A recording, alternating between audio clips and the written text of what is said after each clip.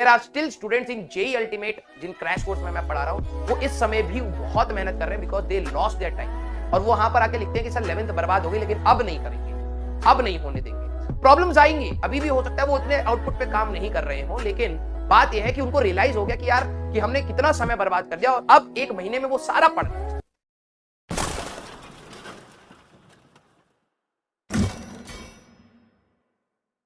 लिए personally maths एक ऐसा सब्जेक्ट था जिसमें टाइम की रिक्वायरमेंट थी और मैं बहुत इंपेशेंट होकर मैथ्स को करता था। मैं फिजिक्स के क्वेश्चन और केमिस्ट्री के क्वेश्चन कंपैरेटिवली जल्दी कर लेता था और मेरे को लगता था कि एक घंटे में अगर मैंने 10 क्वेश्चन फिजिक्स के लगाए हैं तो मैथ्स के भी उतने लगने चाहिए, लेकिन मेरे से 1 या 2 ही लग रहे होते थे और उसमें भी कॉन्फिडेंस नहीं आ रहा होता। तो मैंने जो अप्रोच लिया है वो सही है या नहीं है, ठीक है। मैंने ये चीज नहीं समझी कि हर सब्जेक्ट की डिमांड अलग अलग होती है।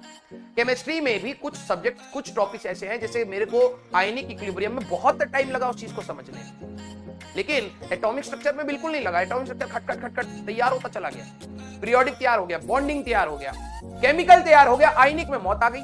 क्यों? क्योंकि स्टोकियोमेट्री ढंग से नहीं समझी थी, मेरे को थोड़ा बहुत रिलेशन वहां से मोलैरिटी कुछ समझ नहीं आ रहा था। हर चैप्टर की और हर सब्जेक्ट की अलग अलग डिमांड है, आपको उस चीज को समझना है। और एक अच्छा बच्चा वही बच्चा होता है बेटा जो पेशेंटली इस चीज को समझता है कि अगर अभी नहीं हो रहा तो समय दिया जाए, ठीक है। अगर मान लो समय खत्म भी हो गया तब भी नहीं हुआ तो आपकी कोशिश आपके साथ हमेशा, ठीक है। तो आप एक अच्छे बच्चे के जैसे, ठीक है, कोशिश की डायरेक्शन हमेशा बनाए रखें। हमेशा आप ये मत सोचिए कि यार फिजिक्स के इतने क्वेश्चन मैं अगर इतने टाइम में कर रहा हूं तो केमिस्ट्री के भी हो जाएंगे। हो सकता है आपके लिए केमिस्ट्री कंपैरेटिवली ट्रिकी है और आपको उसमें समय चाहिए, ठीक है। तो आप जिस सब्जेक्ट की जैसी डिमांड है, मैं भली केमिस्ट्री का मजाक बनाता हूं and let me tell you कि मेरे आईआईटी के एग्जाम में सबसे ज्यादा मार्क्स 100 मार्क्स के आसपास तो मेरे केमिस्ट्री में थे यार, केमिस्ट्री में थे मेरे 100 मार्क्स के आसपास। केमिस्ट्री अगर मेरी स्ट्रांग नहीं होती तो मेरा सिलेक्शन ही नहीं होता, ठीक है। लेकिन केमिस्ट्री स्ट्रांग हुई कैसे? मेरे को इतने सारे एक्सेप्शंस कैसे याद थे, मेरे को केमिकल बॉन्डिंग में स्ट्रक्चर्स या कोऑर्डिनेशन कंपाउंड के स्ट्रक्चर्स कैसे याद थे? क्योंकि मैंने उस पे इन्वेस्ट करा था अपना time, and that's the true fact. मैंने फिजिक्स इंटरेस्ट की वजह से मैंने उसमें भी स्कोर करा, लेकिन मैथ्स लकीली मेरे को कट ऑफ क्लियर करवा पाई। लेकिन मुझे आज अगर मैं पीछे मुड़ के देखता हूं, ऑल्दो वो डिसीजंस जो भी थे वो पास्ट के हैं, लेकिन मैं अपनी चीजों से आपको बस ये बता सकता हूं कि मेरे को मैथ्स में पेशेंटली समय देना चाहिए था। कुछ चैप्टर्स हो सकता है कि मेरी स्पीड इतनी नहीं थी कि मैं सारे चैप्टर्स कवर करूं, लेकिन कुछ चैप्टर्स जिसमें मेरा इंटरेस्ट था मैं उनको पेशेंटली अगर चुपचाप करा होता तो 4-5 चैप्टर तो एटलीस्ट मैंने एंड तक अच्छे से कवर किए होते, जो इंपेशेंस होने की वजह से मैं नहीं कवर कर पाया, ठीक है। तो प्लीज आप सभी से रिक्वेस्ट है, ठीक है, आप सभी से रिक्वेस्ट है कि आप अपने सब्जेक्ट को टाइम दीजिए। यू हैव इनफ टाइम बेटा, enough time. There are still students in JEE ultimate जिन क्रैश कोर्स में मैं पढ़ा रहा हूं, वो इस समय भी बहुत मेहनत कर रहे हैं because they lost their time. और वो वहां पर आके लिखते हैं कि सर 11th बर्बाद हो गई, लेकिन अब नहीं करेंगे, अब नहीं होने देंगे।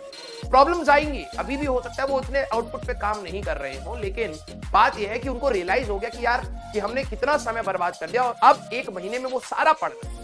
अगर उन्होंने 50% या 70% भी रिवाइज करके अपने पास रखा होता तो इस समय उनको सिर्फ और सिर्फ 30% पर ही मेहनत करनी होती। लेकिन लालच के चक्कर में, 100% परफेक्शन के चक्कर में क्या होता है ना कि आपने वो 100% ही गवा दिया, कॉन्फिडेंस कहीं नहीं।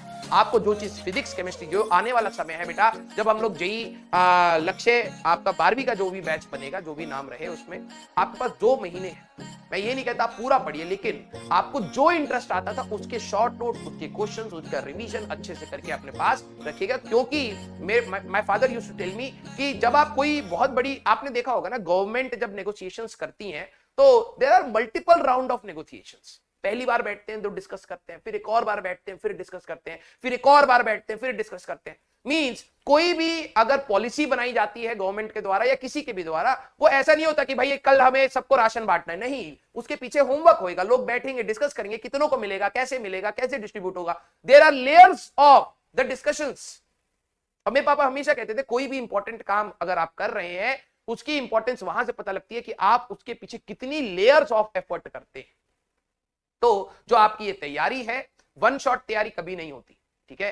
इवन टॉपर भी कई बार अपने सिलेबस को रिवाइज करता है। दीज आर दी लेयर्स जिसमें आपको मेहनत करनी है।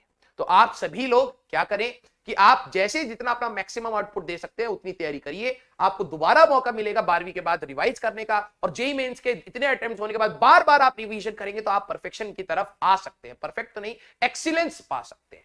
ठीक है। तो प्लीज आप सभी लोग, ठीक है, प्लीज आप सभी लोग कोशिश ये करिएगा कि पॉजिटिव एटीट्यूड रख के पढ़ते रहे, ठीक है। एनी डू, कोई पंगा, ठीक है, हाँ, ओके, ठीक है। और देखो भाई, ये एटीट्यूड आपके दिमाग में बन जाना चाहिए कि फाइट मारना है। लाइफ का मतलब ही स्ट्रगल है यार, और कुछ नहीं है। आपको लगता है कि कुछ अचीव करने के बाद और सारे पैरामीटर्स आसान हो जाएंगे, ऐसा नहीं है। हो सकता है आप आईआईटी में टॉप रैंक ले आओ और आपके घर में बहुत बड़ी प्रॉब्लम हो, आप दिन भर रो रहे हो उसको लेके, आपको वो खुशी ही नहीं फील हो रही कि आप आईआईटी में पहुंच गए। तो there are so many parameters जिसपे आपको एक्सेल करना है। और मैंने आपको कहा था कि ये जो जर्नी है ना आपकी 12वीं और 11वीं की, इसमें हम आपको सारे पैरामीटर्स के बारे में बताएंगे कि it's not just about the IIT, it's about की having a right attitude to crack an exam, ठीक है। अब वो हो सकता है आप बाद में जाके आप मिलिट्री ज्वाइन करें, आर्मी ज्वाइन करें, हो सकता है आईएएस का पेपर दें, हो सकता है कैट का पेपर दें, आप हो सकता है जीआरई का पेपर दें।